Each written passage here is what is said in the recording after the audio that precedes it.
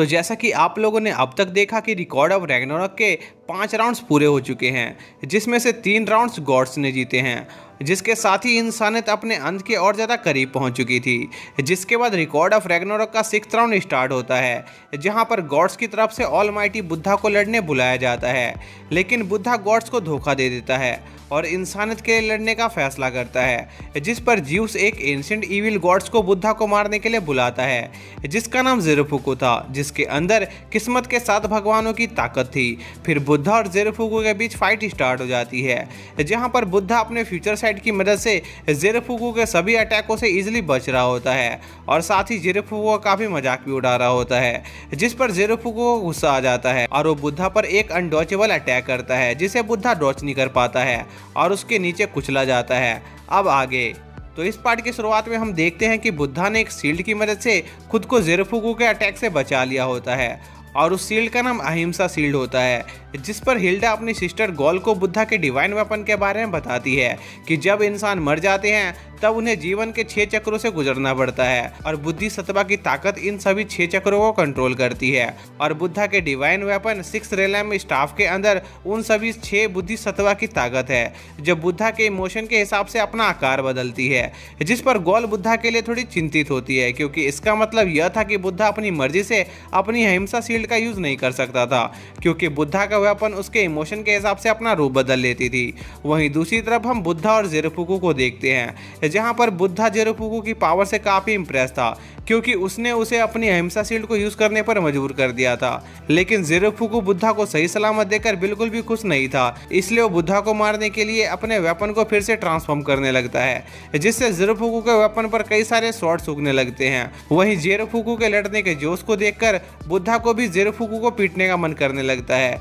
जिससे बुद्धा का स्टाफ एक और बार ट्रांसफॉर्म होने लगता है और इस बार बुद्धा अपने एनिमल रिलम की पावर का यूज करता है, जिससे उसका स्टाफ निवाना कलम में बदल जाता है। इसी बीच ज़ेरुफुकु बुद्धा पर अपना अटैक लॉन्च कर देता है, लेकिन बुद्धा ज़ेरुफुकु के अटैक को डॉज करके उस पर काउंटर अटैक कर देता है, जिससे ज़ेरुफुकु की हालत खराब हो जाती है। इसी बीच हिल्डा गॉल को बुद्धा के एक इंसान से भगवान बनने की कहानी सुनाने लगती है। फिर सीन शिफ्ट होता है और हम उत्तरी भारत में मौजूद शक्या एम्पायर को देखते हैं, जहाँ पर बुद्धा का एक राजकुमार के रूप में जन्म हुआ था और उस समय उसका नाम सिद्धार्थ गौतम होता है और जन्म से ही सिद्धार्थ के पास हर वो चीज मौजूद थी जिसकी एक आम इंसान अपनी जिंदगी में होने की कल्पना कर सकता था, जैसे रहने के लिए एक अच्छा घर, अच्छे कपड़े, खूब सारा पैसा और अच्छी शिक्षा। इसलिए सिद्धार्थ को अपनी जिंदगी में किसी भी चीज की कोई कमी नहीं महसूस होती थी। लेकिन इतना कुछ होने के बावजूद भी सिद्धार्थ अपने प्रजा की कमियों को समझता था और हमेशा उनकी मदद करता था और सिद्धार्थ ने अपनी जिंदगी में कभी भी किसी के साथ उनकी जाति और धर्म को लेकर भेदभाव नहीं किया था, क्योंकि उसका मानना था कि एक राजकुमार का काम सदैव अपनी प्रजा की सेवा करने का होता है और देवताओं ने भी सिद्धार्थ को दुनिया का सबसे महान राजा बनने की भविष्यवाणी की थी। इसलिए सिद्धार्थ को उसकी जिंदगी में कोई कमी महसूस नहीं हो रही थी और उसकी जिंदगी आराम से कट रही थी। लेकिन जल्द ही ऐसा बदलने वाला था, क्योंकि सिद्धार्थ की जिंदगी में एक ऐसी घटना होने वाली थी जो सिद्धार्थ के जिंदगी को देखने का नजरिया बदलने वाली थी। फिर हम कुछ सालों बाद का सीन देखते हैं, जहां पर सिद्धार्थ अपने चचेरे भाई जटाका से मिलने जाता है, जो कि उनके पड़ोसी राज्य का राजा था और सिद्धार्थ का इकलौता भाई था। और सिद्धार्थ जटाका की बिगड़ती हुई तबीयत के सिलसिले में उससे मिलने गया था, जहां पर सिद्धार्थ जटाका को खुशी खुशी बताता है कि वो जल्द ही शकिया वंश का उत्तराधिकारी बनने वाला है, जो कि उसके बचपन का सपना था और एक बार राजा बनने के बाद वो भी अपने भाई जटाका की तरह एक खुशहाल राज्य बनाना चाहता है। लेकिन उसी वक्त जटाका सिद्धार्थ के आंखों पर लगे झूठ का पर्दा हटाता है और उसे बताता है कि राजा बनना कोई बच्चों का खेल नहीं है, क्योंकि एक राजा बनने के लिए जटाका ने अपनी सारी खुशियों को त्याग दिया था और अपनी सारी जिंदगी अपनी प्रजा की सेवा में लगा दी थी। लेकिन इन सब के बदले अंत में जटाका को सिर्फ एक ऐसी खौफनाक बीमारी मिली जिससे वो जल्दी मरने वाला था और जटाका सिद्धार्थ को यह सब इसलिए बता रहा था क्योंकि वो नहीं चाहता था कि उसके प्यारे भाई सिद्धार्थ के साथ भी वही सब हो जो उसके साथ खुद हुआ था। जिसके बाद जटाका सिद्धार्थ से माफी मांगकर वहां से चला जाता है। फिर हम कुछ महीनों बाद का सीन देखते हैं, जहां पर एक खतरनाक बीमारी के चलते जटाका की मृत्यु हो गई थी और सिद्धार्थ अपने भाई को अंतिम श्रद्धांजलि देने आया था और अपने पूरे सफर के दौरान जटाका के मन में सिद्धार्थ की कही हुई बातें ही घूम रही थी। तभी रास्ते में सिद्धार्थ को कुछ लोग बात करते हुए सुनाई देते हैं जो जटाका के बारे में कुछ बुरी बुरी बातें कर रहे थे, जिससे सिद्धार्थ को समझ आता है कि चाहे कोई इंसान किसी के लिए कितना भी अच्छा कर ले, लेकिन इसके बावजूद भी उनके मन में हमेशा उनके लिए कुछ ना कुछ बुरी बातें रह ही जाएगी। जो जानकर सिद्धार्थ अपने घोड़े से उतरकर पागलों की तरह जोर जोर से हंसने लगता है और सिद्धार्थ जटाका के अंतिम संस्कार में जाकर उसकी लाश को वहां से ले जाने लगता है, क्योंकि वो अपने भाई का अंतिम संस्कार ऐसे मतलबी लोगों के बीच नहीं कराना चाहता था। जिस पर सिद्धार्थ के पिता उसे रोकने की कोशिश करते हैं, पर वो उनकी नहीं सुनता और अपने भाई जटाका को वहां से ले जाकर एक नदी के किनारे उसका अंतिम संस्कार करता है और उससे वादा करता है कि वो अपनी जिंदगी अपनी शर्तों पर जिएगा। जिसके कुछ दिनों बाद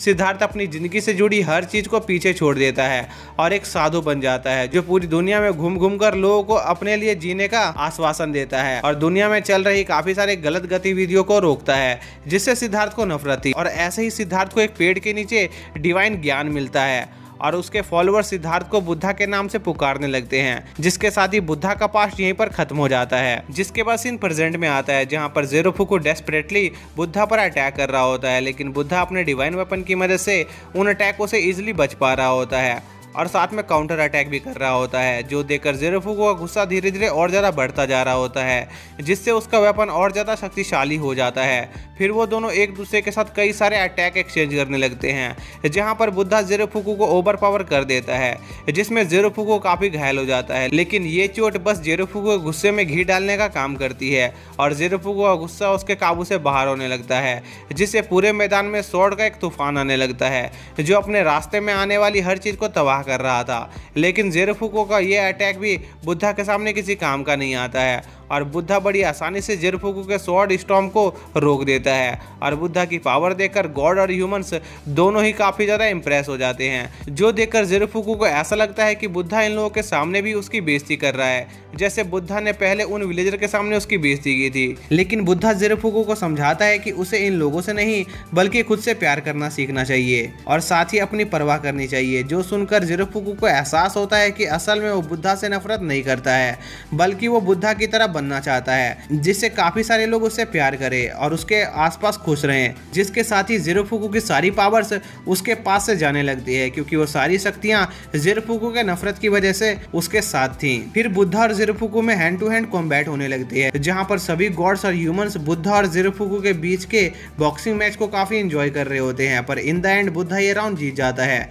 जिसके साथ ही ज़ेरोफुको अपने ओरिजिनल फॉर्म में वापस आ जाता है। लेकिन तभी ज़ेरोफुको के हॉर्न्स में कुछ अजीब सी हरकतें होने लगती है और ज़ेरोफुको का हॉर्न उसके सिर को फाड़कर उसके शरीर के अंदर घुस जाती है और उसके शरीर से रेड और ब्लू कलर के 2 ड्रैगन निकलते हैं, जिन्हें देखकर ज़ेरोफुको बुद्धा से उसकी जान बचाने की भीख मांगने लगता है। पर बुद्धा के कुछ करने से पहले ही वो ड्रैगन ज़ेरोफुको की बॉडी को खाने लगते हैं, जिससे वहां पर एक एग क्रिएट हो जाता है और सभी गॉड्स और ह्यूमंस को ये समझ नहीं आ रहा था कि आखिर यहाँ पर चल क्या रहा है। तभी उस अंडे में कुछ हलचल होने लगती है और उस अंडे में से एक काला साया निकलता है, जो कि पूरी तरह से खून में लथपथ था। जिसके साथ ही ये पार्ट यहीं पर एंड हो जाता है।